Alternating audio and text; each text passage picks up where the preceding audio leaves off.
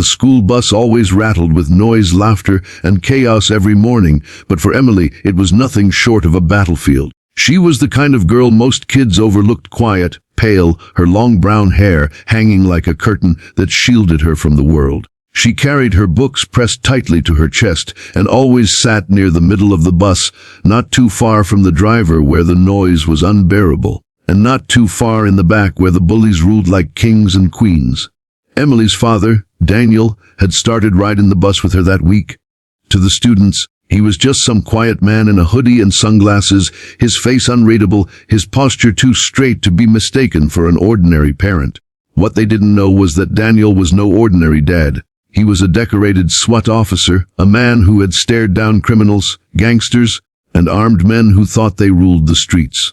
But today, he was just a father watching his daughter suffer in silence. And what he was about to see on that school bus would ignite a storm he had been trying to contain for years. The bus jolted forward as kids laughed and shoved one another. Emily kept her head down, pretending to read, but the truth was, her heart was pounding. She knew what was coming. The bullies were always waiting. They had made her life miserable from the first day of middle school. They mocked her soft voice, tugged on her backpack, called her mute girl and ghost, and threw paper balls at her hair. She endured it, telling herself she could handle it, that if she just stayed quiet, they would get bored. But bullies don't get bored. They get hungrier the more their victims shrink.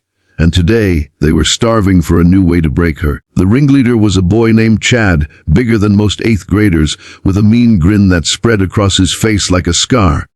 He had his 2 sidekicks with him, Logan and Tyler, who laughed at every cruel thing he did. Chad spotted Emily sitting stiffly with her head down, and that evil grin stretched wider. "Hey, ghost girl," he called, his voice carrying through the bus like poison.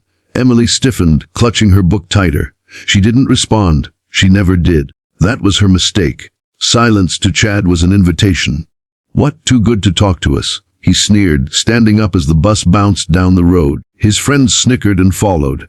Other kids turned to watch, their laughter dimming with curiosity. No one stepped in.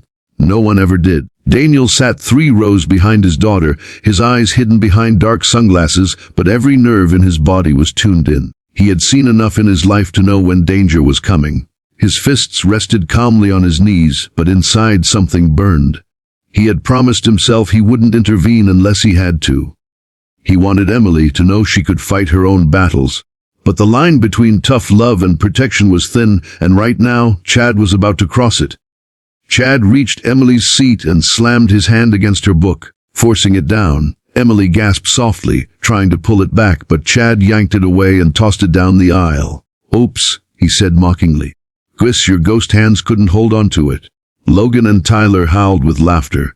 Emily's cheeks burned and her eyes stung, but she didn't cry. She refused to give them that satisfaction. She reached down to pick up her book, but before she could, Chad leaned in closer, his eyes narrowing.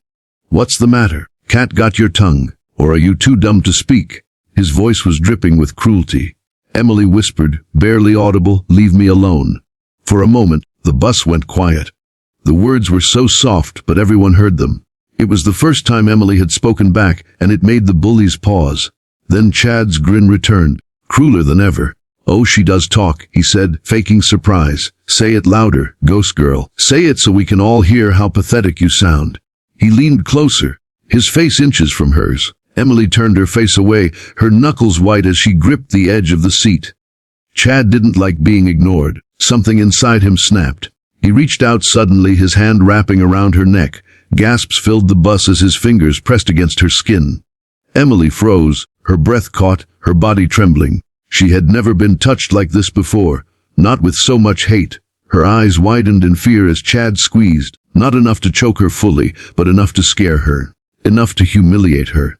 Daniel's blood boiled, the world around him blurred. He had seen hardened criminals put knives to throats, had seen drug lords threaten innocent lives, and he had stayed calm. But this was his daughter, his baby girl, his blood, the quiet little girl who used to fall asleep on his chest while he read her bedtime stories, the girl who held his hand tighter than anyone when crossing the street, the girl he had sworn to protect with his life. And now, some teenage punk had his filthy hands on her neck. Daniel's jaw clenched so tight it hurt.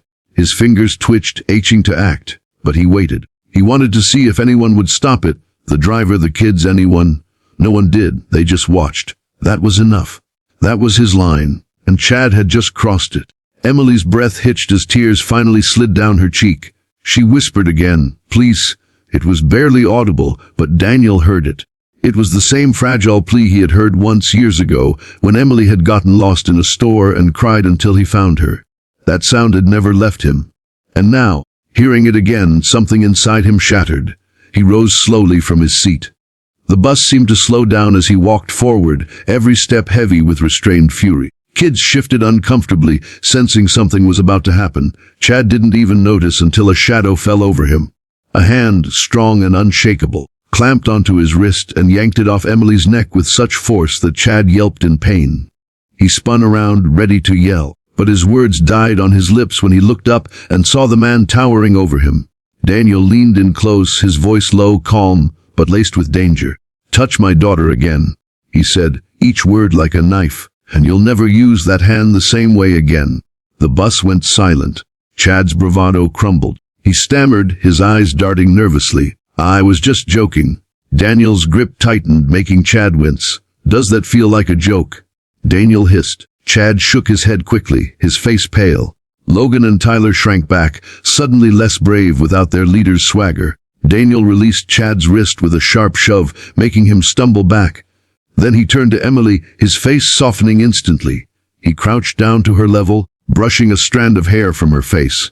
"You okay, baby girl?" he asked gently. Emily nodded shakily, tears still glistening in her eyes. She whispered, "Dad-o," her voice cracked, filled with both relief and shame. She hated that he had to see her like this. But Daniel only smiled softly. "You don't have to hide anymore," he said. "Not from anyone." The rest of the bus was frozen in silence. For the first time, the bullies looked small, weak, insignificant. Chad rubbed his wrist, his face burning with humiliation, but he didn't dare speak. The driver glanced nervously in the mirror, unsure of what had just happened, but too afraid to intervene. Daniel returned to his seat, but his presence lingered like a storm cloud. No one spoke for the rest of the ride. But the silence wasn't ordinary. It was heavy. It was the silence of kids realizing that not every victim was helpless, that not every parent looked away, and that sometimes justice came when you least expected it. Emily sat quietly, her heart still racing, but for the first time in a long time, she felt safe. Her dad had seen it all, and the bullies would never forget the look in his eyes. That was only the beginning.